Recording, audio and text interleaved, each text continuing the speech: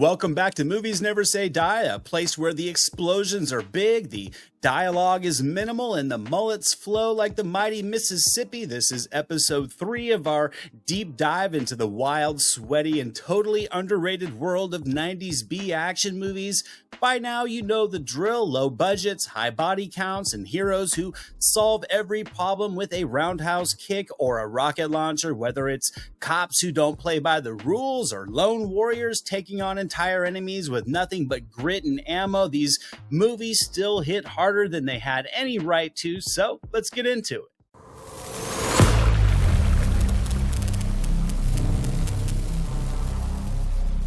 Get ready for double the fists and double the attitude for this movie as Billy Blanks, an ex-CIA agent with amnesia, teams up with Hot Rod Roddy Piper as a PI to punch their way through a drug smuggling case in 1995's Tough and Deadly, directed by Steve Cohen. If Tough and Deadly were a protein shake, I'd say it'd be 80% testosterone, 15% slow motion spin kicks, and 5% Roddy Piper's absurd beard. This movie gives you Billy Blanks, the Tybo guy, roundhouse kicking his way through bad guys like he was choreographed to do so.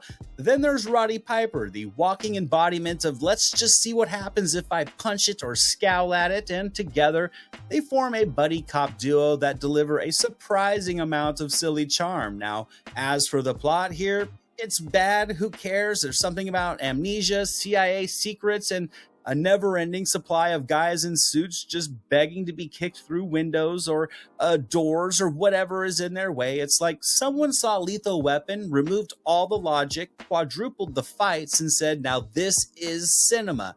Every punch is over the top, every explosion looks like it was borrowed from a fireworks warehouse sale, and every bad guy is doomed. Tough and Deadly is a movie that constantly says, let's throw him through a plate glass window or off a rooftop, then walk away in slow motion, and to be honest, I can respect that.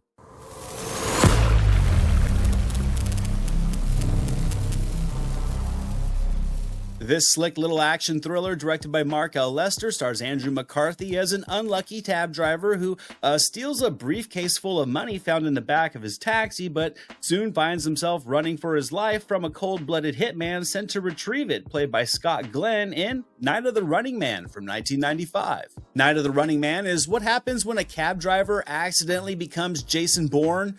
If Jason Bourne chain-smoked and wore tacky jackets, Andrew McCarthy stumbles into a briefcase full of mob money, and within minutes he's sprinting through Las Vegas like a man who realized taking it was a bad idea right after he took it. Scott Glenn plays a hitman on his tail. He's cool, calculated, and proof that not all actors are designed for quality sex scenes. This movie isn't flashy, but it certainly has style, the neon-lit alleys, the slick 90s pacing, and a script that somehow convinces us Andrew McCarthy is both charming and dangerous. It's just pure B-movie sorcery. This movie's like watching Collateral on a VHS tape you found in your uncle's garage.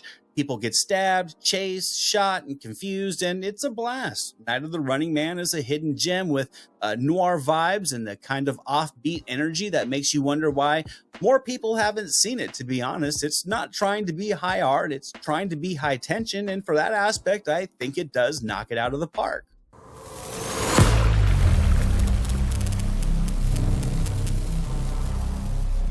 The tagline of this movie claimed that if the lies didn't kill you, that the truth would, as a journalist fights to save lives after uncovering a terrorist plot. But luckily for us, this journalist is ex-Marine and human action figure Dolph Lundgren in 1991's Cover Up, also starring Louis Gossett Jr. and directed by Manny Cotto.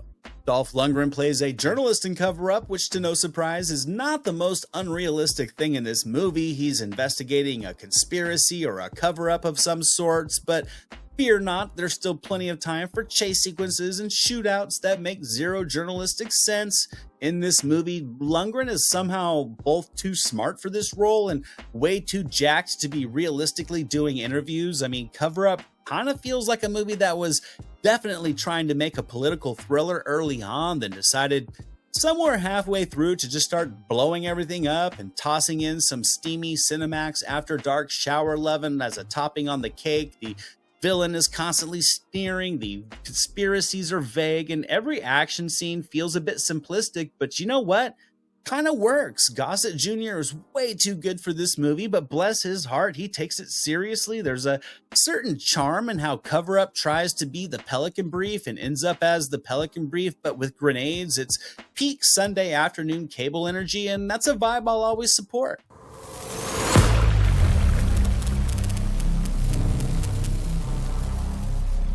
This action flick from 1999 starred Mark Dacascos as a soldier who goes undercover inside the military to stop a drug smuggling operation in a movie that delivers military justice with a side of explosions and ass-kicking for dessert in The Base, directed by Mark L. Lester. The Base is what happens when someone says, let's make a few good men, but with more punching and gunfire. Mark Dacascos plays a soldier who infiltrates a rogue military unit that's clearly more interested in war crimes than they are war drills. It does have that late 90s direct-to-video look to it. It's grainy, it's dark, it's just filled with guys yelling "sir" while loading weapons. Dacascos, always underrated, delivers some solid charisma here. He definitely doesn't have a lot to work with, but I think he does what he can with what he has to work with. The villains here are so exaggerated that you can almost smell the cologne coming from their loud shirts. There's a lot of yelling, a lot of case solving and shooting, and suspiciously deserted military bases. Clearly, logic takes a backseat to vibe, but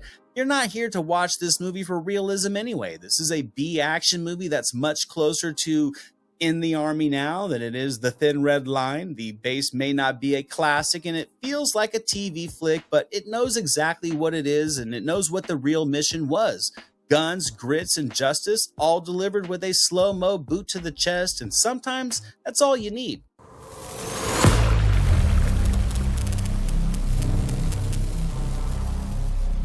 Now, I will admit this one rides the line of being a B movie. It certainly had big studio backing, and some will say that it's definitely more horror thriller than action, but this gem from 1990 was just too awesome to skip. Ron Underwood's Tremors brings underground monsters, small-town grit, Ward's bulletproof charm, and Kevin Bacon's finest hair to a fantastic survival party out in the desert that still holds up today. Now, yes, I know Tremors is technically not a tried-and-true B movie. Its sequels certainly are, but I still think that Tremors on its own has enough B-movie campiness to be worthy of a slot on this list. It's a fantastic action-packed creature feature, but I mean, come on, giant underground graboids, Kevin Bacon and his big heart belt buckle, Fred frickin' Ward and the Gummer's wall of guns. It earns an honorary B action movie badge in my book. The town of Perfection, Nevada is attacked by giant graboids that hunt by sound, and it's just up to a bunch of regular small towners to fight back. This includes Reba McEntire with a shotgun and Michael Gross channeling his NRA survivalist energy so intense he's probably somewhere in a bunker right now making his own ammo. The effects here are practical and glorious. The humor is sharp. The pacing is tight. It's a popcorn movie that just knows exactly what it is and thrives on that. Tremors is like Jaws in the desert. If the shark could tunnel under your house, it's suspenseful, it's funny, completely ridiculous, and surprisingly clever for a movie about dirt snakes.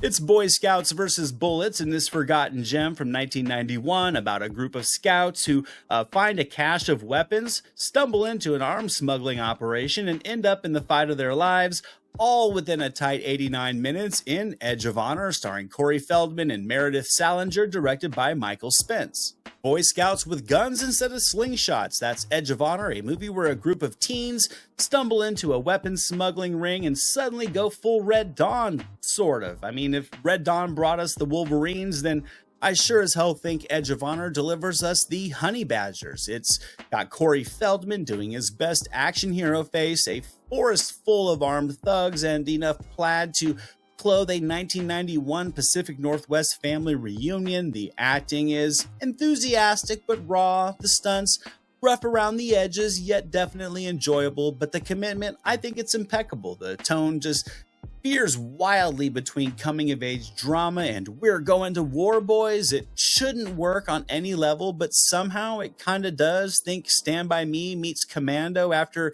3 cans of Jolt. Edge of Honor is weird, it's wild, it has Patrick Swayze's brother in it, and it's exactly the kind of movie you'd watch on cable at 2 a.m. and wonder if you dreamt it. But you didn't. It's real, and it has teens wielding rocket launchers.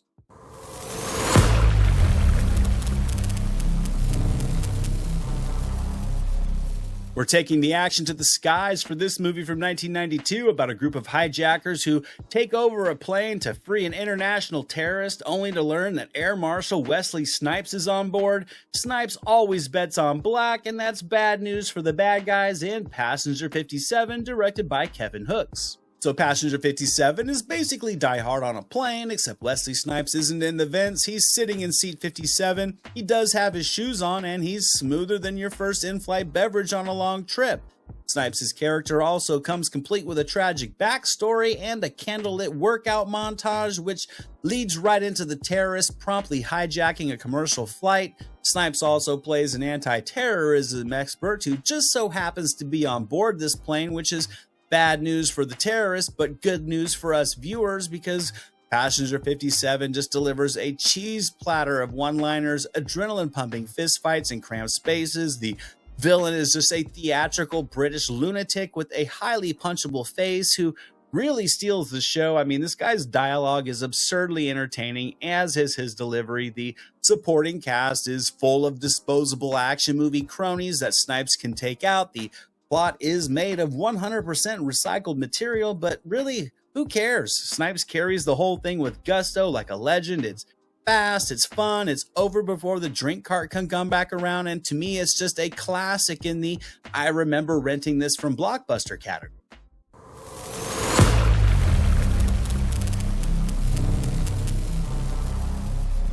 Next up, we're jumping to 1993. A gang war has caused violence to run rampant in Los Angeles, and a former cop is going to be pulled back into the fight. Bad news for gangbangers because this cop is Jeff Speakman, and he packs fists of fury in Street Night, where the streets are mean, the gangs are ruthless, and justice knows karate.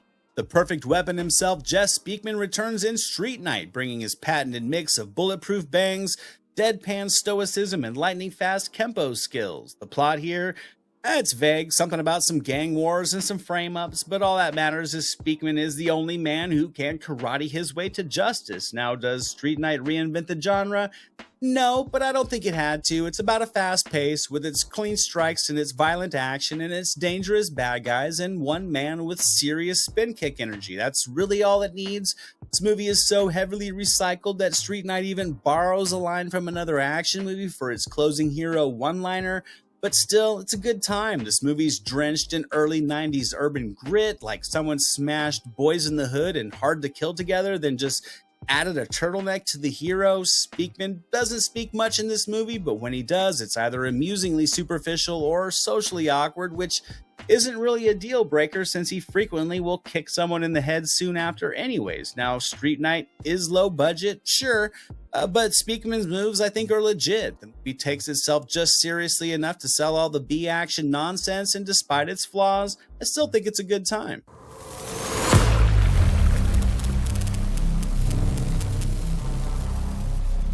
Moving along, also from 1993, is an undercover-themed action thriller where Charlie Sheen grows some highly questionable facial hair and infiltrates a deadly biker gang. In Beyond the Law, a testosterone-soaked ride of leather, tattoos, unprotected sex, and two-wheeled lawlessness, also starring Michael Madsen and Linda Fiorentino.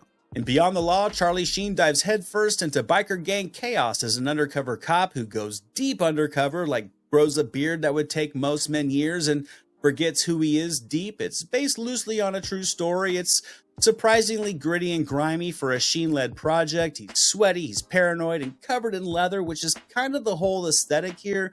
Michael Madsen is great as the gang's unhinged leader. He's delivering menace like he orders it wholesale. This movie delivers violence and betrayal, a heartwarming sex montage, and just enough motorcycles to open up about 5 dealerships. And to be honest, this isn't a cheesy action flick. Some would say it actually leans more as an indie movie than it does a B movie, as it veers real heavy into the drama thriller space, but it's still soaked with just shootouts and tough guy machismo and biker brawls, plus Sheen's transformation from clean-cut cop to full-on road warrior is genuinely wild to watch. This movie is like Stone Cold meets Donnie Brasco. It's got heart to it and a lot of grime and just enough insanity to me to earn its B action stripes.